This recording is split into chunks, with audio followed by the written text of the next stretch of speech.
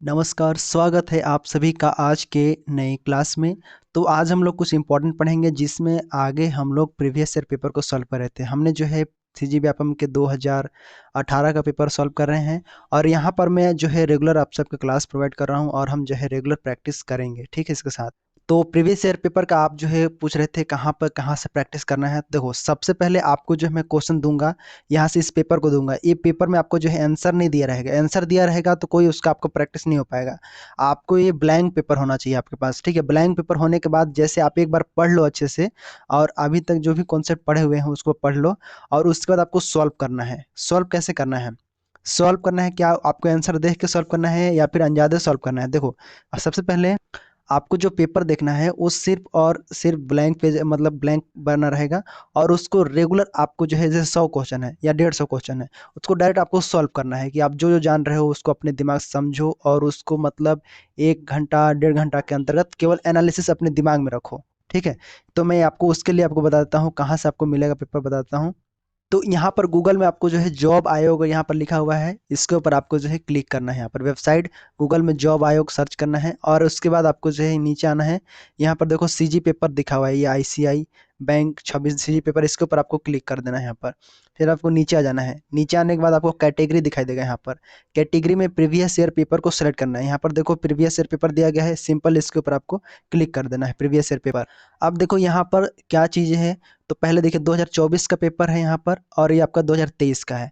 तो सबसे पहले हम 2024 के पेपर के ऊपर क्लिक करेंगे ऐसे और यहाँ पर दिखाया गया है, बताया गया है कि आपको पेपर कैसे सॉल्व करना है। यहाँ पर कुछ क्वेश्चन जो है यहाँ पर फॉर्मेट में दिए गए हैं, मतलब क्वेश्चन को सॉल्व करके बताया गया है और जैसे सॉल्व करोगे क्वेश्चन को, बाकी जो क्वेश्चन है उसको वीडियो के माध्यम से आपको सॉल्व कराया गया है। तो ये आपको जो है रेगुलर यहाँ पर मतलब कुछ क्वेश्चन को यहाँ पर हल किया गया है। उसके बाद आपको नीचे आना है। नीचे जैसे स्क्रॉल करते हुए आते हैं, आपके सामने यहाँ पर देखने को मिलता है कि पेपर, पहले कोई भी पेपर आप सॉल्व करते हो उसकी जो है डिफिकल्टी मतलब क्या उसका एनालिसिस है, कौन से भाग में सबसे अधिक क्वेश्चन है। सबसे अधिक देखो यहाँ पर सीजी जनरल नॉलेज से क्वेश्चन है। फिर इसमें जो है इसे आपको जो है एनालिसिस करने का तरीका यहाँ पर बता रहा हूँ, ठीक है। उसके बाद आपको ध्यान देना है कि जो मोस्ट इंपॉर्टेंट टॉपिक है, कहने का मतलब जो बार बार आते हैं और जो टॉपिक को हमें पढ़ना बहुत ही जरूरी है और उससे जो भी क्वेश्चन आए हमें उससे बनाना चाहिए, ठीक है। तो उसको हम महत्वपूर्ण चैप्टर रखते हैं। तो कई लोग बोलते हैं कि सभी महत्वपूर्ण है, ऐसा नहीं होता है। महत्वपूर्ण चैप्टर क्यों आया? क्योंकि एग्जाम में हमें उस टॉपिक को ध्यान देना रहता है कि जहाँ से ज़्यादा क्वेश्चन आ रहे हैं, मतलब वो चैप्टर इंपॉर्टेंट है। एग्जामिनर की मानसिकता है कि उस चैप्टर को ज़्यादा क्वेश्चन पूछता है, ठीक है। आगे देखो सोल्व पेपर आंसर की इंपॉर्टेंस। देखो, परीक्षा का डिफिकल्टी को समझ में आता है, बार बार जो है क्वेश्चन की आइडेंटिफाई कर पाते हैं कि कहाँ से क्वेश्चन आया हुआ है, ठीक है। उसके बाद आपको प्रिपरेशन कैसे करना है, देखो छत्तीसगढ़ के ज़्यादा क्वेश्चन को सॉल्व करना है। ऐसे नीचे डेली मॉक टेस्ट रिवीजन और नीचे आने के बाद आपको जो है यहाँ पर ये डाउनलोड दिया हुआ है सिंपल, इसके ऊपर पेपर क्लिक करके आप इसको डाउनलोड कर लेंगे और यहाँ से क्लासेस आप रेगुलर देख सकते हैं। यहाँ से आपको जो है सॉल्व कराया गया है पेपर को, ठीक है, 2024 का। क्लियर है? तो जल्दी से यहाँ पर विजिट कीजिए और आप जो है लगातार यहाँ पर पेपर को प्राप्त कीजिए और यहाँ पर सॉल्व कीजिए, क्योंकि रिवीजन मस्ट है। कंटिन्यू केवल सॉल्व करते जाओगे क्वेश्चन तो नहीं बनेगा। आपको जो है रिवीजन करना है, नए नए चीज़ों को जरूर यहाँ पढ़ोगे लेकिन उसके साथ रिवीजन भी करते जाना है। इसके बाद मैं सीजीपीएससी क्लास लाने वाला हूँ। सीजीपीएससी क्लास जो है एक ही बार में पूरा रहेगा, मतलब कहने का अर्थ रहेगा कि जो जो महत्वपूर्ण चैप्टर है, टॉपिक है, उसका मैं एक सूची बनाऊंगा पहले और उस सूची को बनाने के बाद उस सूची के रिलेटेड पहले थोड़ा मोड़ा कॉन्सेप्ट समझाऊंगा, उसके बाद उस पर बेसिस हम क्लास करेंगे, केवल एमसीक्यू प्रैक्टिस करेंगे, ठीक है। ये हमारा टारगेट है आगे का। तो कैसा लगता है क्लास, आप लोग जरूर शेयर करते रहिएगा, बताते रहिएगा और साथ में जो है वेबसाइट विजिट करके आप देखते रहिए। तो हमने इससे पहले वाले क्वेश्चन को सॉल्व कर लिया, लगभग यहाँ पर 50 जीके जीएस का है। यहाँ पर 50 क्वेश्चन, तो 15 हमें यहाँ सॉल्व कर लिया है। अब देखो यहाँ पर असम हिमालय, कुमायूं हिमालय, नेपाल हिमालय, पंजाब हिमालय, देखो इसके बारे में ऑलरेडी आपने पढ़ा होगा। बेसिक चीज़ें हैं, ये हमेशा से पढ़ाया जाता है। अगर आप पढ़ेंगे भूगोल में तो शुरू से ही ये चीज़ें आपको देखने को मिलता है। तो असम बोला है तो असम सबसे लास्ट में है। असम जहाँ पे ब्रह्मपुत्र नदी इधर से आता है और यहाँ से आपका जो है तीस्ता नदी यहीं पर है, ठीक है। तो ब्रह्मपुत्र तीस्ता कौन सा ऑप्शन है? तो यहाँ पर एक ही के साथ है, तो ए का वन यहाँ पर दिया हुआ है, यहाँ से यहाँ दिया हुआ है, ये ऑप्शन नहीं आएगा। कुमायूं हिमालय, कुमायूं जो कि सतलज और काली नदी, कहाँ? सतलज से काली मतलब दो, ठीक है, ये दो हो गया यहाँ पर। तो कहने का मतलब राइट आंसर आपका ए वाला ऑप्शन हो जाता है। यहाँ पर ए ऑप्शन आपका राइट आंसर है। देखो, असम हिमालय तीस्ता से ब्रह्मपुत्र, कुमायूं हिमालय जो है यहाँ पर सतलज से काली नदी, सतलज से काली, और नेपाल में जो है नेपाल हिमालय कहाँ से जाएगा, तो ये काली से तीस्ता, और पंजाब कहाँ, सिंधु सतलज, यहाँ से आपका हो जाता है। तो ये आपका आसान क्वेश्चन था यहाँ पर। बाकी आगे देखो यहाँ पर जनगणना से रिलेटेड है। जनगणना ये आपका 2011 के अनुसार भारत की स्त्री साक्षरता का प्रतिशत क्या था। 2011 की जनगणना को अच्छे से पढ़ना है आपको, 2011 के, क्योंकि ये इस बार लास्ट हो रहा है, इस बार लास्ट पूछेगा, अगले बार जो है इसका जनगणना होने वाला है अगला, ठीक है। तो इस बार लास्ट है तो पूछेगा ही 2011 की जनगणना के अनुसार। तो यहाँ पर आपका राइट आंसर सी वाला ऑप्शन हो जाएगा, 65-46 आपका राइट आंसर हो जाएगा। ये सटीक जो है भारत में महिलाओं की साक्षरता दर है यहाँ पर। आगे देखो सिंह भूमि एवं मंडी जिले में पाए जाने वाले लौह अयस्क का प्रकार है। देखो लौह अयस्क, लौह के बारे में आप समझना, मैग्नेटाइट, हेमेटाइट, लिमोनाइट, और यहाँ पर जो है लेटाइट, क्या लिखा है, लेटराइट दिया हुआ है। तो लेटराइट क्या है, ये जो है ये अयस्क नहीं है, क्या है, ये कि मिट्टी या फिर चट्टान हम बोल सकते हैं। एल्युमिनियम ऑक्साइड की अधिक मात्रा इसके अंतर्गत होती है यहाँ पर, ठीक है। तो ये लौह अयस्क नहीं है। यहाँ पर मैग्नेटाइट देखेंगे तो ये बेहतरीन, मतलब बहुत ही अच्छी गुणवत्ता वाला है। लगभग यहाँ पर अगर हम बात करें तो 72.4% इसमें लोहा मिलता है। झारखंड के पलामू जिले होते हैं, वहाँ पर जो है मंडी जिले हैं, वहाँ पर मैग्नेटाइट अयस्क पाया जाता है, ठीक है। तो राइट आंसर यहाँ पर क्या होगा, देखो लौह अयस्क के बारे में यहाँ पर पूछा है तो झारखंड के सिंह भूमि, झारखंड के सिंह भूमि, तो मतलब यहाँ पर मैग्नेटाइट आपका राइट आंसर हो जाता है। हेमेटाइट क्या होता है, हेमेटाइट ये भारत में पाया जाने वाला सबसे मतलब अधिक है। लौह अयस्क की मात्रा में अगर बोले तो 60 से 70% जो है यहाँ पर पाया जाता है। जो है पश्चिमी जिले सी भूमि में इसका भंडारण है, तो यहाँ पर दोनों जिलों में इसका मिलता है यहाँ पर, ठीक है। राइट आंसर ये आपका कौन सा है, मैग्नेटाइट। और भी बात करेंगे तो जैसे भारत में मतलब बोल सकते हैं कर्नाटक, आंध्र प्रदेश, राजस्थान, तमिलनाडु, गोवा, केरल, झारखंड के कुछ हिस्सों में ये मिलता है, ठीक है। बाकी हेमेटाइट भी जानते हैं, हेमाटाइड यहाँ पर लिखा हुआ है। ये भी आपको जो है 60 से 70 यहाँ पर लौह अयस्क पाए जाने वाला एक महत्वपूर्ण अयस्क माना जाता है। लिमोनाइट एक अन्य प्रकार का लौह अयस्क है, ठीक है। यहाँ पर सबसे कम इसके अंतर्गत मिलता है। यहाँ पर लेटराइट समझ गए, इस प्रकार से यहाँ पर ऑप्शन दिया हुआ है, और ये तो समझ गए लिमोनाइट अपन। आगे सवाल यहाँ पर देखिए, ये हमारा छत्तीसगढ़ से क्वेश्चन है। देखो चंवर ढाल स्थित है, चंवर ढाल के बारे में आपने पढ़ा होगा। यहाँ पर देखो और रिलेट करो कि कहाँ से क्वेश्चन आया हुआ है, वो भी देखते रहो, और साथ में कहाँ बन रहा है। यहाँ पर बिलासपुर मैदान में, बिलासपुर मैदान में होगा क्या, तो नहीं। देखिए बिलासपुर क्षेत्र का मैदानी इलाके हैं वहाँ पर, लेकिन ढाल यहाँ पर पूछा गया है। तो यहाँ पर जसपुर में देखोगे तो जसपुर में जो है उत्तर भाग में है, जैसे गौरलाटा राज्य की सबसे ऊंची चोटी है इसी में, ठीक है। चंवर ढाल के पहाड़ यहीं पर आपको मिलता है, मतलब बी वाला ऑप्शन यहाँ पर राइट आंसर। ये आधारभूत क्वेश्चन था, बेसिक क्वेश्चन यहाँ पर बोलेंगे। हसदेव मांड बेसिन, ठीक है। तो ये हसदेव नदी का जल निकास यहाँ पर बोलेंगे, ठीक है। महानदी की सहायक नदी है और कोरबा में होकर बहती है, ये वाला हसदेव। महानदी शिवनाथ दोआब जानते हो, महानदी शिवनाथ नदी के बीच उपजाऊ भूमि दोआब बोलते हैं उसको। छत्तीसगढ़ का हृदय स्थल इसी को कहा जाता है। सवाल पूछ सकता है कि जैसे इधर शिवनाथ नदी आता है, फिर इधर महानदी से ये दोआब हो गया, तो क्या कहलाएगा, ये हृदय कहलाएगा, ठीक है। छत्तीसगढ़ का हृदय स्थल, ठीक है, समझे। और भी देखिए छत्तीसगढ़ तो आसान है, सभी चीज़ें ज़्यादा कठिन नहीं है, यहाँ पर क्लियर है। इसको बताइए यहाँ पर, जैसे छत्तीसगढ़ में सर्वाधिक वर्षा क्षेत्र है, कहाँ पर है, देखो जसपुर नगर है। सर्वाधिक लिखा है, ध्यान देना, सर्वाधिक, ठीक है। हाईएस्ट, हाईएस्ट रेनफॉल सर्वाधिक। तो यहाँ पर देखो जसपुर नगर, दंडकारण्य और रायगढ़ की बेसिन, क्या ये सही है, तो नहीं। यहाँ पर अच्छा वर्षा होता है मानते हैं, लेकिन यहाँ पर अगर हम बोले हाईएस्ट के लिए तो ये नहीं होगा, ठीक है। तो फिर कहाँ होगा, आपने अबूझमाड़ का सुना होगा नारायणपुर में। तो अबूझमाड़ जिसे छत्तीसगढ़ का चेरापूंजी कहा जाता है, आपने सुना है, तो अबूझमाड़ यहाँ पर आपका राइट आंसर हो जाता है। बट बोलेंगे कि यहाँ पर अबूझमाड़ तो है ही नहीं है ऑप्शन में, तो ऑब्वियस नहीं है, तो यहाँ पर क्या मारेंगे, उपयुक्त में से कोई नहीं, ठीक है, कोई नहीं। यहाँ पर इंद्रावती पठार है, दंतेवाड़ा, बेलाडीला करोगे तो भी यहाँ पर पर्वत श्रृंखला है, ये बोलेगे बस्तर क्षेत्र में आता है। यहाँ पर भी अच्छा वर्षा होता है, इंद्रावती का पठार हो गया, दंतेवाड़ा, ईब नदी हो गया, मांड हो गया, और यहाँ पर हसदो की घाटी हो गया। यहाँ पर जो है नदियाँ बहती है, छत्तीसगढ़ की नदियाँ बहती हैं। यहाँ पर सर्वाधिक वर्षा वाला क्षेत्र ये भी नहीं है, ठीक है। राइट आंसर आपका यहाँ पर ये वाला हो जाता है। क्लियर है, समझ में आया। ऐसा आपको डिटेल करके पढ़ना है। देखो दो चीज़ें यहाँ पर पूछा है, एक पठार और एक वर्षा से पूछा है क्वेश्चन। आगे देखो यहाँ बारसूर, बारसूर किसके जाएगा, बारसूर में जानते हो किसका, मामा भांजा का मंदिर है, कहाँ है, तो यहाँ पर देखो तीसरा नंबर, ठीक है। केशकाल घाटी, ये पुरातात्विक महत्व यहाँ पर माना जाता है। बारसूर में मामा भंजा का मंदिर। केशकाल में क्या है, तो यहाँ पर बोलते हैं उसको फूलों की घाटी। ठीक है, क्या कहते हैं, फूलों की घाटी यहाँ पर इसको कहा जाता है। जैसे वहाँ पर 12 मोड़ है, केशकाल में एक 12 से 12 मोड़ है, वहाँ पर 12 घुमावदार मोड़ यहाँ पर बोलते हैं। और बहुत ही सुंदरम प्राकृतिक रूप से सुंदरता माना जाता है, केशकाल घाटी इसको कहा जाता है। बालोद में क्या है, गंगा मैया। गंगा मैया का मंदिर कहाँ है, बालोद में है। लोरमी, लोरमी में यहाँ पर खड़िया बांध है। खड़िया बांध पर क्या है, यहाँ पर हाप नदी है, हाप नदी के पार खड़िया बांध है। लोरमी में जो हाप नदी बहता है, हाप नदी पर खड़िया बांध है यहाँ पर। राइट आंसर क्या हो जाएगा, सी का 1, डी का 2, तो मतलब राइट आंसर ये वाला हो जाता है ऐसे। ठीक है, ऐसा आपके यहाँ पर राइट आंसर हो जाता है। सवाल कैसा लगता है मैं समझाता हूँ तो कैसा लगता है उसको भी आप बताते रहिएगा, ताकि मुझे पता रहे कि आप लोग एक्टिव हैं, आप लोग को अच्छा लगता है, समझने में आता है, पढ़ने में अच्छा लगता है। आगे देखो सवाल है, संविधान की प्रस्तावना के अनुसार निम्नलिखित क्रम को रखिए। देखिए कुछ जैसे क्वेश्चन है वो सिंपल कुछ फिक्स टॉपिक होते हैं जहाँ से लगातार क्वेश्चन बनते रहते हैं। तो मैं क्या किया हूँ कि जो इम्पोर्टेंट टॉपिक है, जो मतलब पूछा जाता है बार बार क्वेश्चन, हर एग्जाम में पेपर में देखा कि उसी टाइप से पूछा गया है, तो मैं उस टॉपिक को पहले ही अच्छे से पढ़ लिया, ताकि मुझे क्या हुआ कि ये सब चीज़ों को ना एकदम अगर मेरे को सॉल्व करने में एकदम टाइम नहीं लगता है, फटाक से मुझे समझ में आ जाता है कि यहाँ पर क्या है।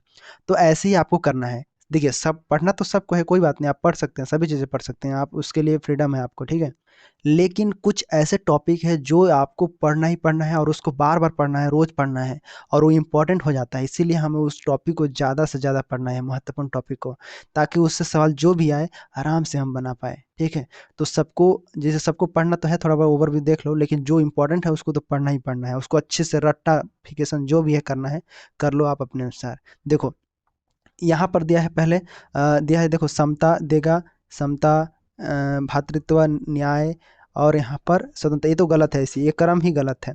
संवैधानिक क्रम को यहाँ पर पूछ रहा है, संवैधानिक जो प्रस्तावना है क्रम है उसको पूछा जा रहा है। तो यहाँ पर देखो न्याय नहीं आएगा, पहले तो न्याय आएगा, मतलब बी देखो, और यहाँ पर डी देखो, न्याय आएगा, फिर स्वतंत्रता आएगा, समता नहीं आएगा, तो यहाँ पर राइट आंसर डी वाला ऑप्शन हो जाता है। ठीक है, न्याय, स्वतंत्रता, समता, भ्रातृत्व, इस प्रकार के जो यहाँ पर क्रम को जोड़ने के लिए आता है। ठीक, आगे देखिए, मान लीजिए कि प्रधानमंत्री राज्यसभा का एक सदस्य है और राज्यसभा एक शासकीय विधेयक को पारित नहीं करती है, तो क्या होगा, क्या होगा। तो पहला दिया है प्रधानमंत्री त्याग पत्र दे देगा, तो ये गलत है। प्रधानमंत्री त्याग पत्र देगा और मंत्रिपरिषद को भी त्याग पत्र दे देगा, ऐसा हो जाएगा। कहने का मतलब कि अगर हम सामूहिक उत्तरदायित्व का सिद्धांत अगर हम पढ़ते हैं, तो मंत्रिपरिषद केवल लोकसभा के प्रति उत्तरदायी होता है, राज्यसभा में हर इस्तीफे का कारण मतलब नहीं बनता है ये वाला। ठीक है, तो अगर कोई हार जाता है तो राज्यसभा में इस्तीफा दे देगा, ऐसा नहीं होता है। ठीक है, यहाँ पर तो ये तो देखते हैं, आगे देखते हैं। मंत्रिपरिषद त्याग पत्र दे देगा, क्या ये सही है, तो ये भी नहीं, ये भी ये गलत है। यहाँ पर मंत्रिपरिषद कैसे त्याग पत्र दे देगा, जब तक उनका हेड नहीं रहेगा कोई त्याग पत्र नहीं देगा, तो ये क्या सही है, यहाँ पर पता चलेगा। तीसरा, कोई त्याग पत्र नहीं देगा, तो बिल्कुल ये मतलब कुछ हद तक सही है, क्योंकि राष्ट्रपति सत्र बहुत करेगा उस समय की बात हो रही है ना, तो यहाँ पर ध्यान देना, कोई इस्तीफा नहीं देगा, क्योंकि मामला कहाँ से जुड़ा हुआ है, राज्यसभा से जुड़ा हुआ है। तो राज्यसभा यहाँ पर लोकसभा नहीं है। ठीक है, लोकसभा नहीं है, तो यहाँ पर राइट आंसर क्या होगा, ये वाला तो होगा ही होगा। आगे देखो, राष्ट्रपति संयुक्त सत्र आहूत करेगा, तो ये भी सही है। कहने का मतलब राइट आंसर यहाँ पर क्या हो जाएगा, सी ऑप्शन आपका राइट आंसर होगा। तीसरा और चौथा आपका राइट आंसर हो जाएगा। ठीक है, ये होगा, मतलब कहने का कोई त्याग पत्र नहीं देगा, और चौथा राष्ट्रपति संयुक्त आहूत करेगा, मतलब सत्र को आहूत करेगा। ठीक है, तो अगर विधेयक पारित नहीं होता है या फिर कोई प्रतिरोध होता है, तो वहाँ पर संयुक्त सत्र कौन बुलाएगा, राष्ट्रपति। ठीक है, और उसके बाद जांचेगा क्यों नहीं पास हो रहा है, क्या हो गया ऐसे, इसके बारे में यहाँ पर पता चलता है हमें। क्लियर है, समझ में आया। तो ऐसे कुछ टॉपिक हैं जो हमको हॉट टॉपिक उसका बोला जाता है, वो सब चीज़ें को पढ़ना जरूरी है। क्लियर है, अब आगे बढ़ते हैं। एक जन कमेंट आया था, मैं उसके बारे में थोड़ा सा बता दूं कि जैसे कमेंट किए थे कि सर वो जो है ना, कभी भी पॉलिटी लेके बैठते हैं पढ़ने तो वो शुरू से ही पढ़ने लगते हैं, डायरेक्ट शुरू से नहीं। देखो कुछ टॉपिक ऐसे होते हैं किताब में, मतलब है 200 पेज का किताब है, ठीक है, पढ़ना है उसको, तो ठीक है, आप अगर आपके पास समय है तो आप पूरा करो। ठीक है, कम समय है तो क्या करो, जो जो मेन मेन टॉपिक है पता चलेगा, कैसे पता चलेगा कि हमें जो पढ़ना है? तो हमें पीवाईक्यू पेपर से पता चलता है कि ये पेपर में ये पूछा गया सवाल है, मतलब हमें राष्ट्रपति के रिलेटेड पूरा शक्ति को कंप्लीट करना है, मतलब हमें भाग 5 को कंप्लीट करना है संघ के बारे में, ठीक है। तो ऐसे हमें पता चलता है, सवाल जब पूछा जाता है ना, तो वहाँ से पता चलता है कि हमें इसको पढ़ना है, टॉपिक को पढ़ना है, ऐसे पढ़ो आप, ठीक है। आप शुरू से मत शुरुआत करो प्रस्तावना से लेकर, प्रस्तावना ठीक है इंपॉर्टेंट है, लेकिन आप शुरू से पढ़ोगे चार्टर्ड रेगुलेटिंग एक्ट से शुरू करोगे, 1773 से शुरू करोगे आप, ठीक है। फिर 1813, फिर ऐसे बढ़ते जाओगे, मॉन्टेगू, चेम्सफोर्ड, ठीक है, वो भी जानकारी है, लेकिन जो हॉट टॉपिक है, जो इंपॉर्टेंट है, वो भी आपका जानना जरूरी है, जैसे संवैधानिक संशोधन, ठीक है, ये सब चीज़ें आपको इंपॉर्टेंट है, ठीक है। तो मैं यहाँ पर आगे टॉपिक, आगे क्वेश्चन दिया हुआ है, निम्नलिखित में से कौन सी राष्ट्रपति की स्वविवेकी शक्तियां नहीं है? ये बार बार क्वेश्चन रिपीट होता है ऐसा, स्वविवेकी है, स्वविवेकी नहीं है, ऐसे क्वेश्चन बनाया जाता है। देखो पहला दिया है लोकसभा के बहुमत दल के नेता को प्रधानमंत्री नियुक्त करना, तो क्या ये स्वविवेकी शक्ति है? नहीं। देखो राष्ट्रपति जो होता है अधिकतर कुछ उसके पास स्वविवेकी शक्तियां होती है खुद का, लेकिन अधिकांश अगर हम बात करें तो राष्ट्रपति जो होता है मंत्रिपरिषद की सलाह पर कार्य करता है, ठीक है। लेकिन यहाँ पर पूछा क्या गया है कि स्वविवेकी शक्तियाँ नहीं है। तो पहला दिया है लोकसभा के बहुमत दल के यहाँ पर प्रधानमंत्री नियुक्त करना, तो देखो ये स्वविवेकी नहीं है। क्यों नहीं है? क्योंकि देखिए जब किसी दल के पास अगर स्पष्ट बहुमत है, तो अगर तो है, तो राष्ट्रपति बहुमत दल के नेता को नियुक्त करते हैं, और उस करने के लिए वो बाध्य होता है राष्ट्रपति, ठीक है, उसके लिए बाध्य होता है। किसके लिए? जब वो नियुक्त करने के लिए प्रधानमंत्री को। अगर हम बात करें त्रिशंकु सदन में, त्रिशंकु अगर संसद की बात करें कि अगर उसमें बात करें तो स्वविवेकी है शक्तियाँ, ठीक है, स्वविवेकी काम करेंगे अगर संसद की बात करें तो उस समय इसके बारे में पढ़ेंगे हम आगे, ठीक है। यहाँ पर तो प्रधानमंत्री नियुक्त करने के लिए राष्ट्रपति को स्वविवेकी शक्तियाँ हैं, लेकिन अगर हम ऐसे बात करें कि बहुमत दल के नेता को प्रधानमंत्री नियुक्त करना, यह स्वविवेकी नहीं है। आगे दिया है मंत्रिपरिषद के सदस्यों की नियुक्ति करना। देखो मंत्रिपरिषद के सदस्यों की नियुक्ति करना ये राष्ट्रपति प्रधानमंत्री के सलाह पर करता है, ठीक है, यह भी स्वविवेकी नहीं है, ठीक है, यह भी आपका स्वविवेकी नहीं है। लेकिन यहाँ पर आप देखेंगे ये क्या है, ये भी स्वविवेकी नहीं है, मतलब ये भी ऑप्शन सही होगा यहाँ पर, क्योंकि ये इसके अनुसार जच रहा है ना, नहीं है तो पूछ रहे ये वाला हो रहा है सही। तो यहाँ पर क्या हम लोग देखा दूसरा, अब आगे देखो शासकीय विधेयक को सिफारिशों सहित वापस भेजना, तो ये जो है ये स्वविवेकी शक्ति है। बात करते हैं यहाँ पर सिफारिशों की, तो ये निलंबन अगर कार्य हम निलंबन के लिए वीटो पावर होता है। तो अगर हम धन विधेयक की बात करें तो विधेयक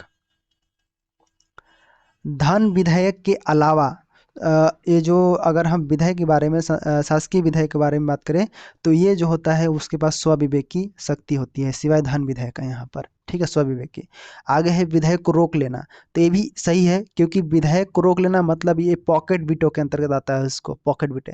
तो राष्ट्रपति के पास भी स्वविवेकी शक्ति है, क्योंकि संविधान में विधेयक पर निर्णय लेने के लिए कोई समय सीमा निर्धारित नहीं किया गया है, ठीक है, इसलिए वो रोक सकता है यहाँ पर। संसद का सत्र बुलाना, अगर हमारा राष्ट्रपति संसद का सत्र बुलाना, ये जो होता है ये मंत्रिपरिषद की सलाह पर करते हैं, किसके यहाँ पर देखो ये जो होता है मंत्रिपरिषद की सलाह पर किया जाता है, ठीक है, ये स्वविवेकी नहीं है। विदेश की यात्रा करना, राष्ट्रपति विदेश की यात्रा करना चाहते हैं, तो ये कार्य जो है सरकार की नीति का हिस्सा होता है, जो नीति बनाते हैं उन लोग के लिए है, ठीक है। मंत्रिपरिषद की सलाह पर ये भी कार्य होता है, तो ये भी स्वविवेकी नहीं है, ठीक है। आगे देखो यहाँ पर संसद के ये नहीं है, ठीक है, ये वाला, ठीक, ये भी नहीं है यहाँ पर। आगे संसद के विषय में किसी जानकारी के लिए प्रधानमंत्री से कहना, तो ये बिल्कुल जो है यहाँ पर स्वविवेकी शक्ति है। आर्टिकल 78 के तहत अगर राष्ट्रपति मतलब आर्टिकल 78 के तहत राष्ट्रपति प्रधानमंत्री से जानकारी मांगने के लिए अधिकार होता है, जो एक स्वविवेकी शक्तियां हैं। तो यहाँ पर आपका राइट आंसर क्या हो जाएगा? पहला, दूसरा और पांचवा, यहाँ पर छठवां, ये आपका स्वविवेकी शक्तियाँ नहीं है। इसका मतलब कौन सा हो जाएगा? पहला, दूसरा, पांचवा, ये वाला आपका राइट आंसर हो जाता है। और ये वाला क्वेश्चन देखो सीजीपीएससी में रिपीट हुआ था ये क्वेश्चन, ठीक है, ये वाला यहाँ पर भी आया हुआ है, इसका पेपर देख लेना आप, एक बार रिपीट हुआ है। और इस प्रकार के जो है स्वविवेकी शक्तियों से रिलेटेड सवाल था, यहाँ पर सी ऑप्शन आपका राइट आंसर हो जाता है। आगे देखो पंचायती राज के जो है न्यूनतम अधिकतम ये सब सदस्य संख्या के बारे में पूछा गया था, ये तो कॉमन सी बात है। ग्राम पंचायत के बारे में बात करें तो 10 से 20 होता है। वार्ड के बारे में बात करें ना, जो सदस्य होते हैं यहाँ पर, ठीक है, जनसंख्या के आधार पर यहाँ पर रखते हैं, ये अधिक कम है तो यहाँ पर 10-20 होता है। इसे जनपद में आपको 10 से 25 होता है, ठीक है। जिला में आपका जो है 10 से 35 होता है, बस यही चीज़ को रख लो यहाँ पर। तो यहाँ पर 10 से 20 है, बिल्कुल सही है। और यहाँ पर दूसरा नहीं, तीसरा यहाँ पर सही है। और यहाँ पर चौथा, यहाँ पर जो छठा सही है। तो पहला, तीसरा, छठा, मतलब सी ऑप्शन यहाँ पर राइट आंसर हो जाता है ऐसे। क्लियर है? तो यहाँ पर समझ में आया। तो आगे बढ़ते हैं। आगे क्वेश्चन क्या दिया है, ग्राम सभा की बैठकों के विषय में सही क्या है यहाँ पर। ये तो ग्राम सभा के बैठक के विषय में यहाँ पर बताया गया है कि क्या क्या चीज़ें होती है। देखो पहला दिया है कि प्रत्येक 3 माह में एक बैठक होनी चाहिए, बिल्कुल सही है, क्योंकि बैठक, दो बैठक के बीच में जो है 3 माह के बीच मतलब ज़्यादा का अंतर नहीं होना चाहिए, तो ये सही है। देखो ये ग्राम पंचायत के प्रत्येक ग्राम पंचायत के प्रत्येक ग्राम में बैठक होगी, तो ये भी सही है। बैठक में सिर्फ मुख्यालय जो होता है, मुख्यालय में नहीं होता है, बल्कि कहाँ पर होता है, पंचायत के हर गांव में होना होता है, ताकि वहाँ पर लोग शामिल हो सके। ठीक है, ये होता है। ग्राम पंचायत के मुख्यालय में ही बैठक होगी, बिल्कुल गलत है। ठीक है, ऐसा नहीं होता है। कलेक्टर बैठक की अध्यक्षता कर सकता है, तो नहीं, यहाँ पर गलत है। बैठक की अध्यक्षता कौन करता है, तो सरपंच करता है, या फिर उप सरपंच यहाँ पर करता है। सरपंच या उप सरपंच यहाँ पर हम लिखेंगे इसको। ठीक है। आगे दिया है जनपद पंचायत बैठक बुलाने के लिए कह सकता है, तो बिल्कुल सही है, क्योंकि बड़े अधिकारी, अगर हम बात करें, जनपद पंचायत जरूरत पड़ने पर बैठक बुलाने के लिए जो है निर्देश दे सकता है। सही है। आगे देखो, सरपंच और उप सरपंच की अनुपस्थिति में वरिष्ठतम पंच बैठक की अध्यक्षता करेगा, तो ये भी गलत है। इस स्थिति में क्या होता है कि जो सदस्य होते हैं उसी में से जो है किसी को अध्यक्ष बनाते हैं और चुनते हैं। इसका मतलब क्या हुआ कि पहला, दूसरा, पांचवा, मतलब राइट आंसर यहाँ पर आपका पहला, दूसरा, पांचवा, पहला, दूसरा, पांचवा, मतलब डी ऑप्शन यहाँ पर राइट आंसर हो जाता है ये वाला। ठीक है, समझ में आया। तो ऐसा आपको जो है ये ग्राम पंचायत के रिलेटेड है। आगे सवाल देखो, यहाँ पर दिया हुआ है, क्या दिया है देखो, यदि जिला पंचायत का अध्यक्ष सामान्य वर्ग है का है, तो उपाध्यक्ष किस वर्ग से चुना जाएगा। देखो सीधी सी बात है कि यहाँ पर अगर एक का अपोजिट होता है, कहने का मतलब, देखिए यहाँ पर एसटी है, एससी है, ठीक है, एसटी एससी मतलब इस प्रकार से, तो और ओबीसी, इनके बारे में बात करते हैं। तो उपाध्यक्ष का पद इन वर्गों में से किसी भी आरक्षित हो सकता है, यहाँ पर इनमें से कोई सा भी आरक्षण हो सकता है यहाँ पर। इस बात पर अगर निर्भर करता है कि आरक्षण के नियम उस क्षेत्र में, मतलब अगर हम बात करें कि उस जिले में क्या है आरक्षण के नियम, ऐसे हम बात करेंगे। ठीक है। उपयुक्त में से कोई एक यहाँ पर होगा। ठीक, उपयुक्त में से कोई एक होगा यहाँ पर। अध्यक्ष यदि सामान्य वर्ग है, तो उपाध्यक्ष जो होगा या तो एसटी होगा, या यहाँ पर एससी होगा, एससी होगा, या एसटी होगा, या ओबीसी होगा। ठीक है, इसी में से मिल सकता है। और यहाँ पर ये तय नहीं होता कि सिर्फ एक विशेष वर्ग का ही है, मतलब यहाँ पर राइट आंसर क्या होगा, तो यहाँ पर देखिए सबसे पहले देखिए, उपयुक्त में से कोई एक आपका राइट आंसर हो जाता है इनमें से। ठीक है, यहाँ पर क्लियर है। आगे यहाँ पर ध्यान से देखना, आगे क्वेश्चन दिया हुआ है कि 2017-18 के लिए भारत का जीडीपी, सकल घरेलू जो उत्पाद होता है भारत के लिए, यहाँ पर बोल रहे हैं क्या था, यहाँ पर अनुमानित 6-7 था, आपको भी पता है 6.7% यहाँ पर था, मतलब बोले तो यहाँ पर सी ऑप्शन आपका राइट आंसर हो जाता है। ठीक है। यहाँ पर अगर हम बात करें तो जैसे 2011 के केंद्रीय सांख्यिकी कार्यालय, मतलब CSO, सेंट्रल स्टैटिक ऑफिस यहाँ पर बोलेंगे, तो ये जो है CSO द्वारा होता है, इसके द्वारा जारी किया जाता है यहाँ पर जीडीपी। ठीक है, ये आपको ध्यान रखना है, CSO के द्वारा किया जाता है यहाँ पर। ठीक, तो यहाँ पर क्या था, 6.7, यहाँ पर मतलब 6.7 था। 18-19 में प्रथम तिमाही में भारत के लिए केंद्रीय सांख्यिकी संगठन ने कितनी जीडीपी वृद्धि अनुमानित की। ठीक है, तो यहाँ पर वृद्धि दर को यहाँ पर पूछा जा रहा है, तो वृद्धि दर कितना था 18-19 में, जैसा था मतलब अप्रैल जून, मतलब CSO द्वारा जो है यहाँ पर जीडीपी की वृद्धि 15 तिमाही अधिक, मतलब बोले तो 8.2 यहाँ पर आपका राइट आंसर हो जाता है। 8.2 यहाँ पर बी ऑप्शन आपका राइट आंसर हो जाता है यहाँ पर। ठीक है, ऐसे सवाल को देखो, पैटर्न को देखो कैसे पूछा गया है, ऐसे सवाल आपको पूछा जाएगा। भारत में वर्ष 17-18 के लिए खाद्यान्न का उत्पादन कितना अनुमानित किया गया है। देखो यहाँ पर 285 मिलियन टन है, तो यहाँ पर ये अगर हम बात करें तो ये चौथे श्रेणी में आ जाएगा, यहाँ पर चौथे हम बोलेंगे यहाँ पर रिकॉर्ड में। अगर उस समय की बात करें तो 284 था उस समय। ठीक है, 281 इससे कम था, 290 इससे अधिक था यहाँ पर। ठीक है, तो यहाँ पर राइट आंसर पहला वाला ही हो जाता है, यहाँ पर राइट आंसर पहला वाला। ठीक है, आगे देखो यहाँ पर छत्तीसगढ़ राज्य में औद्योगिक पुरस्कार कितनी श्रेणियों में दिया जाता है, तो यहाँ पर राइट आंसर क्या हो जाएगा, ये नहीं 3, यहाँ पर 4 श्रेणी आपका राइट आंसर हो जाएगा। 4 में कौन कौन सा?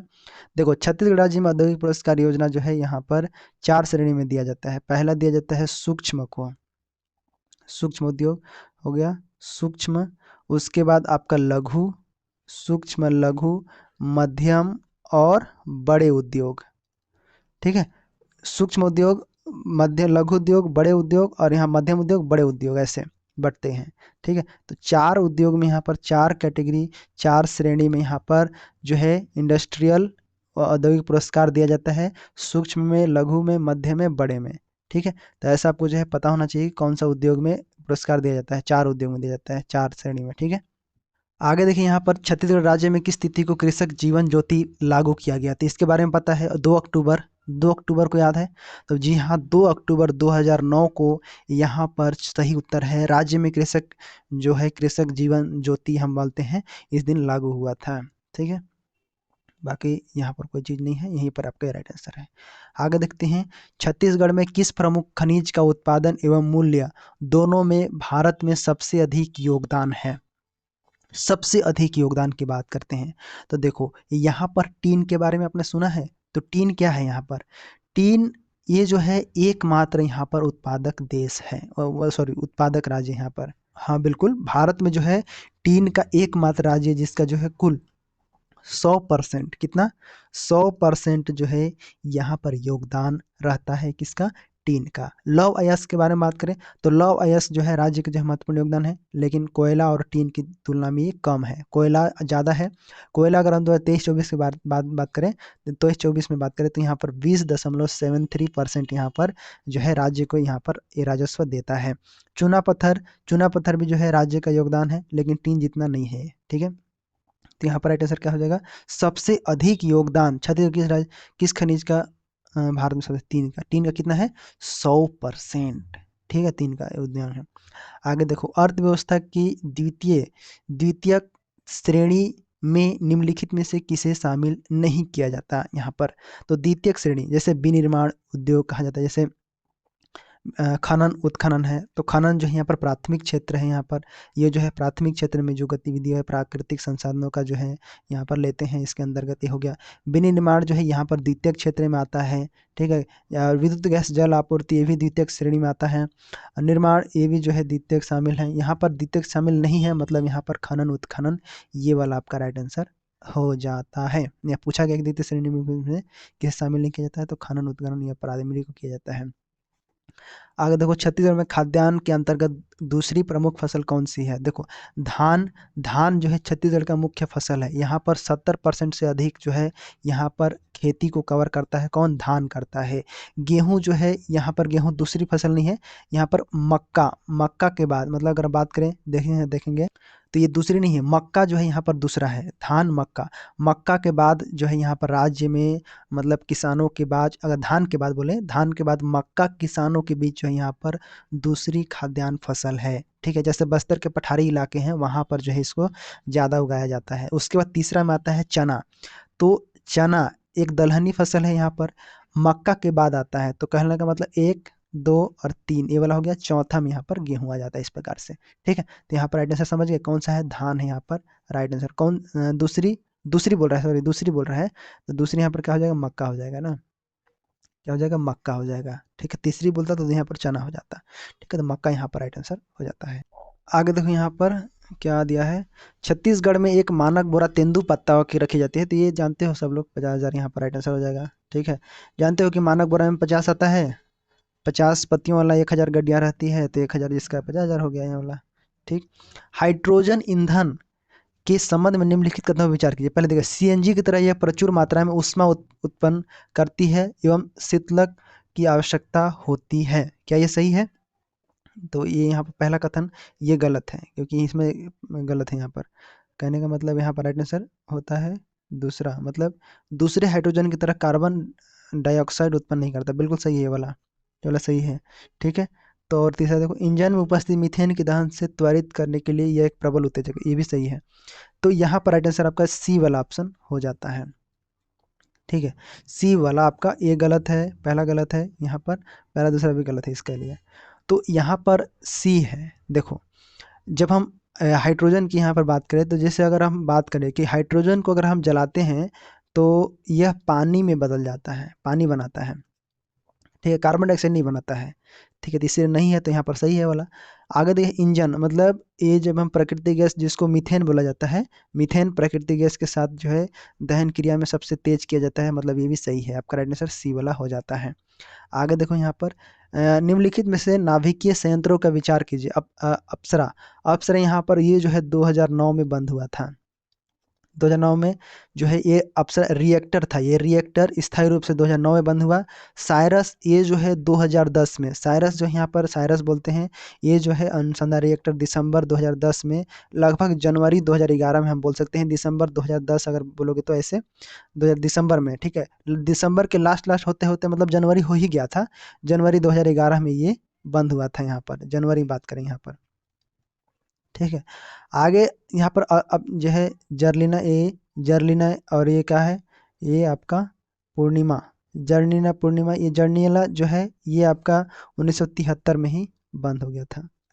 राइट आंसर यहाँ पूछा क्या पूछा है, यहाँ पर पूछा है, कौन सा नाभिकीय संयंत्र पूर्ण रूप से जनवरी 2011 में बंद किया गया, तो ऑब्वियस सी बात है कौन सा, साइरस यहाँ पर राइट आंसर हो जाएगा। कहने का मतलब यहाँ पर बी ऑप्शन राइट आंसर हो जाता है यहाँ पर, ठीक है, इस प्रकार से। अब आगे सवाल देखते हैं यहाँ पर, एक खगोलीय इकाई औसत, इका खगोलीय मतलब यहाँ पर देखो एस्ट्रोनॉमिकल यूनिट, मतलब AU बोलते हैं इसको, ठीक है, एस्ट्रोनॉमिकल यूनिट औसत दूरी यहाँ पर पूछा गया, एवरेज डिस्टेंस बिटवीन पृथ्वी और सूर्य के बीच, तो बिल्कुल ये सही है, पृथ्वी और सूर्य के बीच अगर हम खगोलीय यहाँ पर माप करते हैं तो ये खगोलीय इकाई आधारित होता है जिसका उपयोग सौर मंडल के दूरियों को नापने के लिए किया जाता है, सौर मंडल के दूरी को नापने के लिए किया जाता है, सौर मंडल, ठीक है। आगे दिया है पृथ्वी एवं चंद्रमा के मध्य, तो पृथ्वी और चंद्रमा के मध्य यह दूरी जो होता है बहुत ही कम होती है, लगभग अगर हम बात करें तो 3.84 लाख किलोमीटर, इसे खगोलीय इकाई से नहीं नाप सकते यहाँ पर, ठीक है, 1 किलोमीटर होता है, लाख किलोमीटर यहाँ पर बोलो, ठीक। बृहस्पति एवं सूर्य के बीच, बृहस्पति एवं सूर्य के बीच जो है दूरी पृथ्वी की दूरी से लगभग 5 गुना अधिक होता है, कितना, 5 गुना अधिक होता है, पृथ्वी की दूरी से सूर्य की दूरी जो है ना, मतलब सूर्य पृथ्वी से बृहस्पति की दूरी 5 गुना अधिक होती है, किससे 5 गुना होती है, तो पृथ्वी और सूर्य की दूरी से लगभग 5 गुना अधिक होती है, ये बोल रहा है पृथ्वी एवं बृहस्पति के मध्य, तो यहाँ पर ये जो है क्योंकि ये भी नहीं हो सकता क्योंकि दोनों ग्रह सूर्य के चारों ओर जो है घूम रहे हैं, पृथ्वी और बृहस्पति के मध्य, तो दोनों घूम रहे हैं सूर्य के बीच, तो ऐसा नहीं होगा यहाँ पर भी, राइट आंसर ये वाला हो जाता है।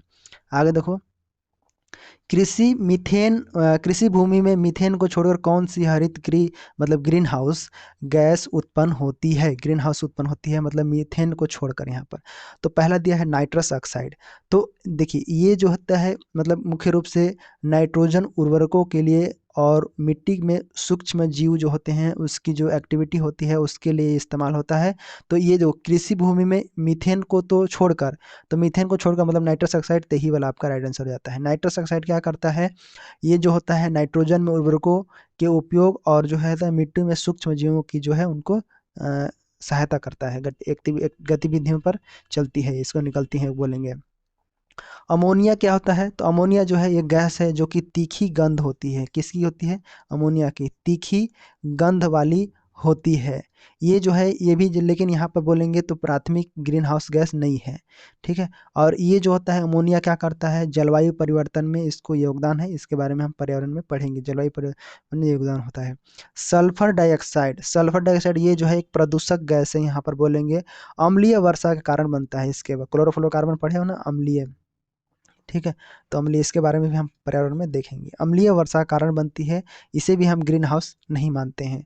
कार्बन मोनोऑक्साइड, कार्बन मोनोऑक्साइड ये भी जो है जहरीली गैस होती है, कैसी होती है, तो जहरीली गैस होती है, ठीक है, जो कि अगर दहन की बात करें अपूर्ण दहन से मतलब बन जाता है, मतलब ये भी ग्रीन हाउस नहीं है, राइट आंसर यहाँ पर नाइट्रस ऑक्साइड होता है, ठीक। आगे देखो, ओजोन छिद्र का सर्वाधिक विस्तार है, देखो पहला देखो भूमध्य रेखीय क्षेत्र, यहाँ पर भूमध्य रेखीय क्षेत्र में, इस क्षेत्र में ओजोन का स्तर जो है यहाँ पर स्थायी होता है, कोई बड़ा छिद्र यहाँ पर नहीं होता है, यहाँ पर ये नहीं है। उत्तरी ध्रुव, उत्तरी ध्रुव में अगर हम बोलते जैसे आर्कटिक में उत्तर में जाओगे तो आर्कटिक क्षेत्र में ओजोन की कमी होती है, ठीक है। लेकिन यहाँ पर जो है अंटार्कटिका, अंटार्कटिका नीचे वाला हो गया ना, अंटार्कटिका में अगर हम बात करें तो उसके जैसा नहीं होता है, मतलब उसके जैसा यहाँ पर उत्तरी ध्रुव में नहीं होता है। उत्तरी उष्मीय क्षेत्र अगर हम बात करें तो यहाँ पर ये कोई भौगोलिक क्षेत्र नहीं है, यहाँ पर नहीं बोलेंगे। आगे देखो अंटार्कटिका, तो यही वाला आपका राइट आंसर यहाँ पर हो जाता है। तो अंटार्कटिका देखो ये जो होता है, जैसे मौसम बहुत ज़्यादा ठंड होता है, यहाँ पर समताप मंडलीय जो है बादल होते हैं, साथ में ओजोन परत को सबसे अधिक जो है नुकसान पहुंचाता है यहीं से।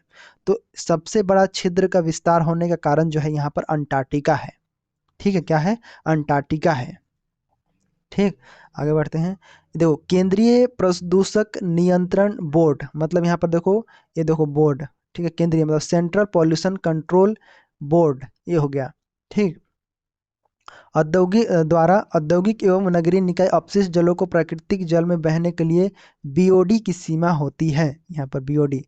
ठीक है, ये क्या होता है दरअसल देखो, ये जो बीओडी होता है इसका फुल फॉर्म होता है बायोकेमिकल ऑक्सीजन डिमांड होता है। ठीक है, ये क्या होता है, एक जैविक ऑक्सीजन जैविक ऑक्सीजन मांग बोल सकते हैं। कहने का मतलब क्या हुआ कि इसका अगर हम डेफिनेशन देखें तो देखो, ये जो होता है पानी में एक छोटी सी कार्बनिक पदार्थ को विघटित करने के लिए, मतलब उसको डिकम्पोज करने के लिए सूक्ष्म जीव द्वारा एक घुलित ऑक्सीजन की मात्रा है, मतलब ऑक्सीजन है मानो तो। ठीक है, ऑक्सीजन बोल रहे हैं ना, ऑक्सीजन डिमांड तो बोल रहे हैं, बायोकेमिकल ऑक्सीजन डिमांड, तो ऑक्सीजन की मात्रा है, पानी में ऑक्सीजन की मात्रा है, उसी को डिमांड करने के लिए अगर मान लेते हैं कि पानी में कोई जीव रह रहा है, मछली रह रहा है, चाहे अन्य जीव हैं, तो उनके लिए कार्बनिक चीजें, मतलब कार्बनिक पदार्थ क्या अधिक होना चाहिए या कम होना चाहिए? तो ऑब्वियस सी बात है, कार्बनिक पदार्थ जितने भी कम रहेगा तो ऑक्सीजन मिलेगा उन लोग को, ऑक्सीजन मिलेगा तो जी पाएंगे वो लोग। ठीक है, तो इसका महत्व भी है। क्या महत्व है? तो देखो बीओडी की अगर बात करें तो ये जो होता है पानी में जैविक प्रदूषण, यहाँ पर लिख देता हूँ, बायोकेमिकल बायोकेमिकल ऑक्सीजन डिमांड। ठीक है, ऑक्सीजन डिमांड लिख देता हूँ ऐसे, ठीक है, समझ जाना। इसमें क्या होता है कि जैसे पानी में जो जैविक प्रदूषण है, जो कार्बनिक पदार्थ बोलेंगे, जैविक प्रदूषण को मापने का एक तरीका है। ठीक है, मापने का तरीका, तो इसका और भी चीज़ें हैं, जल की क्वालिटी को बताता है। जैसे अगर हम बोलते हैं कि इसकी मान अगर हाई हो जाता है, तो हाई अगर हो जाएगा तो ये दर्शाएगा कि पानी में कार्बनिक पदार्थ अधिक है, जिससे जो जलीय जीव हैं उनका उनके लिए ऑक्सीजन की कमी हो सकता है और वे मर सकते हैं। यही, अगर हम मानक रूप की बात करें तो बीओडी का मान अगर हम बात करें कि अगर बीओडी का मान अगर 5 पीपीएम मतलब क्या हो गया, देखो पार्ट्स पर मिलियन, पार्ट्स पर मिलियन मतलब 5 पार्ट्स पर मिलियन से अगर कम है, कम है, तो क्या है, पानी जो है शुद्ध है। क्या है? शुद्ध पानी है यहाँ पर, शुद्ध पानी में इतना जो है पीपीएम होता है। और अत्यधिक प्रदूषित है, मान लेते हैं 17 पीपीएम है, 17 पीपीएम है, तो ये जो होता है ये प्रदूषित पानी को दर्शाता है, इससे भी अधिक हो सकता है यहाँ पर। ठीक है, यहाँ पर तो ये आपका राइट आंसर है। बाकी इसका परीक्षण जो है 20 डिग्री सेल्सियस पे किया जाता है, 20 डिग्री में किया जाता है। तो यहाँ पर कितना होना चाहिए, 3 कम होना चाहिए या फिर नहीं? ये अगर इतना कम हो जाएगा, देखो अगर इससे इतना रहेगा, 3.0 रहेगा, मतलब 3.0 रहेगा पीपीएम रहेगा, तो ये जो होता है पानी पीने योग्य, अगर हम बोलेंगे ये पीने योग्य हो जाएगा, पीने योग्य। या फिर जो नदी होता है, बहुत ही साफ नदियाँ कई सारे होते हैं, तो साफ नदियों का पानी हम यहाँ पर बोल सकते हैं इसको। ठीक है, तो यहाँ पर कोई भी बहने वाला पानी हम नहीं बोलेंगे, ये जो है साफ पानी, हाँ नदियों का पानी बहता है तो मतलब साफ पानी को यहाँ पर बोलेंगे। 10 पीपीएम में क्या बोलेंगे, ये जो होता है कहूँ बहुत ही सख्त सीमा होता है, मतलब कहने का अर्थ है कि इसमें अच्छी गुणवत्ता वाले पानी होते हैं यहाँ पर। ठीक है, अगर हम इसको 10 पीपीएम है तो समझ जाओ कि अगर कुछ थोड़ा मोड़ा छान उन लिए, चाहे उसका अच्छा से कर लिए, तो मतलब अच्छा है पानी, उसको बोलेंगे। 100 पीपीएम है यहाँ पर, तो ये जो होता है यहाँ पर, ये जो है अपशिष्ट जल के लिए यहाँ पर बोलेंगे, क्या करने के लिए, अपशिष्ट जल रहेगा उसको बोलेंगे 100 पीपीएम का वाटर है, इस जैसे ऐसे डैम में मत कूदना। आगे तो 30 पीपीएम, ये जो है यहाँ पर सही उत्तर है, ये वाला आपका राइट आंसर है। 30 पीपीएम यहाँ पर सही उत्तर है। जो भारत के मतलब नगर पालिका है, नगर पालिका में जो जल होते हैं, अपशिष्ट जल को प्राकृतिक जल स्रोत में छोड़ने से पहले, अगर हम बात करें, जैसे हम लोग को नल में पानी आता है तो उसको छोड़ने से पहले बीओडी का स्तर 3 मिलीग्राम पर लीटर में से कम होना चाहिए, यहाँ पर हम इसको बोलते हैं। ठीक है, समझे, ये आपका राइट आंसर हो जाता है। क्लियर है, समझ में आया ऐसे? आगे सवाल देखते हैं, अलकनंदा क्रूज क्रूज सेवा निम्नलिखित में से किस शहर से आरंभ की गई? तो इसके बारे में उस समय सुने थे, अलकनंदा क्रूज सेवा जो है वाराणसी से ही शुरू हुआ था। यहाँ पर दिल्ली से अगर बात करें, दिल्ली में यमुना नदी है, ठीक है, यमुना नदी मतलब यहाँ पर अगर अलकनंदा की बात करें तो ये नहीं होगा यहाँ पर, ठीक है। लखनऊ लखनऊ में अगर हम बात करें तो लखनऊ में जैसे गोमती नदी के तट पर, तो यहाँ पर भी नहीं होगा।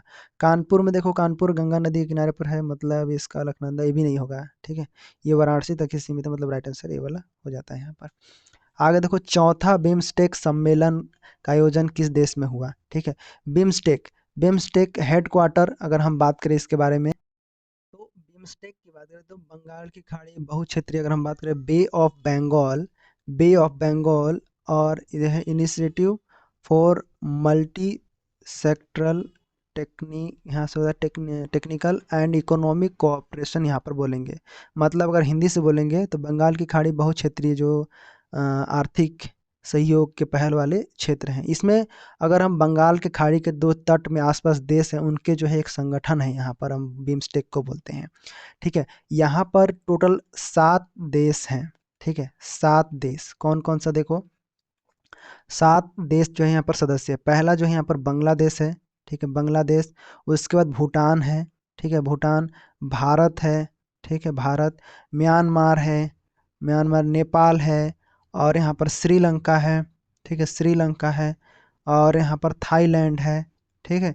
तो इसमें से 5 जो है दक्षिण एशिया में है, और 2 जो है दक्षिण पूर्व एशिया में है यहाँ पर, ठीक है, इस प्रकार से इनका स्थापना कब हुआ था? तो यहाँ पर 6 जून 1997 को हुआ था, ठीक, 1997। इसका जो है मुख्यालय हेडक्वार्टर कहाँ पर है? तो सचिवालय जो बोलते हैं, वो हेडक्वार्टर बंगाल में ही है। बंगाल की राजधानी ढाका में है यहाँ पर, ठीक है, ढाका में स्थित है। इसका उद्देश्य क्या है? उद्देश्य जो है देशों के बीच जो आर्थिक विकास है, तकनीकी सहयोग है, व्यापार है, परिवहन है, संचार है, ठीक है, ये सब को जो है सहयोग करना, ठीक है, बढ़ावा देना, ये सब जो है यहाँ पर देखने को मिलता है। सवाल में क्या पूछा है कि चौथा बिम्स्टेक सम्मेलन का आयोजन किस देश में हुआ था? देखो, ये चौथा की बात कर रहे हैं यहाँ पर, देखिए, तो यहाँ पर आपका नेपाल है। अगर हम बंगाल देश की बात करें तो ये 2018 में सम्मेलन, मतलब वहाँ नहीं हुआ था, यहाँ पर भी नहीं हुआ था। अगर 2018 से मेरा मुख्यालय हेडक्वार्टर यहाँ पर नहीं हुआ। श्रीलंका में 2022 में यहाँ पर हुआ था। तो छठा बिम्स्टेक यहाँ पर आयोजित हुआ थाईलैंड में, तो यहाँ पर ये आपका सही विकल्प है यहाँ पर नेपाल, ठीक है, नेपाल। तो चौथा बिम्स्टेक शिखर सम्मेलन अगस्त 2018 में काठमांडू नेपाल में आयोजित किया गया था। राइट आंसर ये हो जाता है, ठीक। आगे देखिए, यहाँ पर एशियाई खेलों में पदक तालिका के निम्नलिखित में कौन सा यहाँ पर है? तो 8वां है, राइट आंसर 8वां हो जाएगा, ठीक है। 77 पदक जीतकर यहाँ पर बोले थे, ये आपका उससे रिलेटेड है। यहाँ पर फिल्म फेवर अवार्ड, मतलब यहाँ पर देखो 63वें फिल्म, मतलब जग्गा जासूस, तुम्हारी तुम्हारी सुलू तुम्हारी सुलू विद्या बालन का है ना, ये विद्या बालन का है, ठीक है, मैं लिख क्या रहा हूँ। तो यहाँ पर विद्या बालन को ही तो मिला हुआ पुरस्कार है ये वाला। जग्गा जासूस ये किसका था? ये मतलब कौन थे उसमें? इनको नहीं दिया गया है। हिंदी मीडियम, अगर हिंदी मीडियम की बात करें, 63वां, ये नहीं मिला है, ठीक है। हाँ, इनको शायद मिला हुआ है। बरेली की बर्फी, राइट आंसर जो है यहाँ पर हिंदी मीडियम आपका राइट आंसर हो जाता है। तो ये जो है गलत है, अभिनेत्री का पुरस्कार तो जीता है, लेकिन यहाँ पर नहीं होगा, ठीक है, सही है। गलत उत्तर बरेली की बर्फी भी है, गलत उत्तर यहाँ पर। राइट आंसर हिंदी मीडियम हो जाता है। आगे और कुछ है, 47 नंबर, पद्मश्री सम्मानित श्यामलाल चतुर्वेदी का सम्मान निम्नलिखित में से किस क्षेत्र में है? तो इसके बारे में हमने देखा है क्या? तो देखो, इसके बारे में देखो, लास्ट क्वेश्चन है, देखो, 2018 में इस राज्य में पद्मश्री पुरस्कार सम्मानित श्यामलाल चतुर्वेदी, तो यहाँ पर राइट आंसर आपका जो है बी हो जाएगा, साहित्य एवं शिक्षा से संबंधित था। श्यामलाल चतुर्वेदी जो है यहाँ पर पत्रकार थे, कवि थे, लेखक थे। इनको जो हिंदी और छत्तीसगढ़ साहित्य को समृद्ध किया, मतलब 2018 में इनको जो है यहाँ पर पुरस्कार दिया गया था। 10 सुने रहो एक बार आपको। इस राज्य में फिरोजपुर से जुड़ने वाली एक्सप्रेस ट्रेन का नाम क्या है? देखो हम सफ़र एक्सप्रेस, देखो हम सफ़र लंबी दूरी जो है यहाँ पर बोला जाता है फिरोजाबाद से, ये तो नहीं है। संपर्क क्रांति एक्सप्रेस, ये जो है सही उत्तर है यहाँ पर। संपर्क क्रांति एक्सप्रेस आपके बारे में सुना होगा कि ये जो है राज्य की राजधानी प्रमुख शहर जैसे दिल्ली से जोड़ता है यहाँ पर। छत्तीसगढ़ संपर्क क्रांति एक्सप्रेस बिलासपुर जंक्शन से नई दिल्ली से होता हुआ फिरोजापुर कैंट तक जाती है, मतलब ये वाला आपका राइट आंसर है। अंत्योदय एक्सप्रेस, इसके बारे में जानते हो, ये भी ट्रेन नहीं है, मतलब उस मार्ग में नहीं है। समता एक्सप्रेस ये हावड़ा वाला है, पश्चिम बंगाल में मुंबई तक चलता है, फिरोजाबाद से नहीं चलता है ये वाला, ठीक है। इनमें से कौन सा इस राज्य में राज्यसभा के सदस्य हैं? देखो राम विचार नेताम, यहाँ पर ये राइट आंसर हो जाते हैं, ठीक है। कौन सा राज्य सदस्य यहाँ पर है? राम विचार। ये जो है छत्तीसगढ़ के प्रमुख भाजपा नेता है, वो राज्यसभा के सदस्य है। आगे है दयाल दास बघेल, ये जो है छत्तीसगढ़ के पूर्व मुख्यमंत्री और विधायक यहाँ पर बोलेंगे, विधायक रहेंगे, राज्यसभा का नहीं है। यहाँ पर एक सेकंड, कौन सा बोल रहा है यहाँ पर, एक सेकंड, ये गलत थोड़ा हो जा रहा है। हाँ सही है बिल्कुल, ये रामविचार नेताम ही होगा, वरिष्ठ भाजपा नेता है, सही है, ठीक है। वर्तमान में छत्तीसगढ़ राज्य में कृषि मंत्री और एसटी और जो अनुसूचित जनजाति और जाति है, पिछड़ा वर्ग, ओबीसी, अल्पसंख्यक, इनके जो है मंत्री पद के कार्यरत हैं अभी ये, ठीक है। बाकी जैसे यहाँ पर दयाल दास बघेल हैं, ये अभी जो है वर्तमान में खाद्य और नागरिक आपूर्ति मंत्री यहाँ पर बोलेंगे इसको, ठीक है, यहाँ पे इसको बोलेंगे। संत राम नेताम, ये जो है ये छत्तीसगढ़ विधानसभा के उपाध्यक्ष यहाँ पर वर्तमान में विधायक हैं। शिव शंकर पैकरा, यहाँ पर ये जो है पूर्व विधायक और नेता यहाँ पर बोल सकते हैं इसे, ठीक है, राइट आंसर ये आपका हो जाता है। आगे देखो यहाँ पर 50 नंबर, स्वच्छता सर्वेक्षण में इस राज्य में किस शहर को वर्ज्य पदार्थों के प्रबंधन हेतु प्रथम स्थान प्राप्त हो? कौन था? तो वो है अंबिकापुर, ठीक है, कौन है? अंबिकापुर। तो अंबिकापुर उसका अभिनव प्रभावी ठोस कचरा प्रबंधन बहुत अच्छे तरीके से किया, कई सारे पुरस्कार भी मिले यहाँ पर, ठीक है। रायपुर यहाँ पर राजधानी है, लेकिन हालांकि यहाँ पर वैसा कुछ नहीं हुआ है, अंबिकापुर को ही मिला है। बलराम बाकी ये सब चीज़ें यहीं पर राइट आंसर कौन सा हो जाएगा? अंबिकापुर, ठीक है, प्रथम स्थान मिला है। जगदलपुर को नहीं है, यहाँ पर काम चल रहा है लेकिन नहीं है। अब आगे देखो यहाँ पर आपका रीजनिंग है, रीजनिंग को हम अगले क्लास में सॉल्व करेंगे। कैसा लग रहा है क्लास आप सब बताइएगा, अच्छे से समझाइएगा, यहाँ पर मतलब समझ में आया कि नहीं वो बताइएगा, ठीक है। मैं बहुत प्रयास करता हूँ आप सबको अच्छे से समझ में आए, अच्छे तरीके से समझाऊँ, बताऊँ। इसके साथ ही हम महत्वपूर्ण टॉपिक का एक जो है सूची बनाएंगे और उसको हम पढ़ेंगे, ठीक है, उसको बार बार पढ़ेंगे। उससे मैं कुछ क्लासेस ले लूँगा ताकि आपको उससे जो भी सवाल आएगा वो कभी नहीं छूटना चाहिए, ठीक है। उस पर बेस सवाल, जैसे राष्ट्रीय आंदोलन, मैं मात्र गिन के 4-5 टॉपिक दूंगा और उसको एकदम हमेशा के लिए आपको पढ़ना है, जिंदगी भर के लिए, ठीक है। जब तक ना सिलेक्शन हो जाए तब तक उसको लेके रहना है, पढ़ना है अच्छे से और बेहतरीन तरीके से पढ़ना है, ठीक। और उसको अगर पढ़ लेते हो ना तो बाकी जो छोटा मोटा टॉपिक है वो एकदम ईजी लगने लगेगा। और जो अगर आप देखो, कई लोग बोलते हैं कि खाना जैसे खिचड़ी खाते हो तो धीरे धीरे एक साइड से खाओ, नहीं नहीं नहीं, हम बीच में डालेंगे और इंपॉर्टेंट चीज़ों को हम उठा लेंगे बस, और उसके बाद जो चीज़ बचेगा उसको हम धीरे धीरे खा लेंगे, ऐसे उस टाइप से हम पढ़ना है, ठीक है, ध्यान रखना। तो कैसा लग रहा है जरूर, और वेबसाइट में जाकर सभी लोग एमसीक्यू और पीडीएफ डाउनलोड कर लेना और यहाँ से जो है प्राप्त कर लेना। jobayog.in है, उस पर जाकर सभी पीडीएफ को प्राप्त कर लेना, मतलब एमसीक्यू लगाना डेली की डेली, सुबह सुबह रोज लगाना है। और कोई सवाल होगा तो कमेंट बॉक्स में जरूर लिख देना। Thank you so much for watching.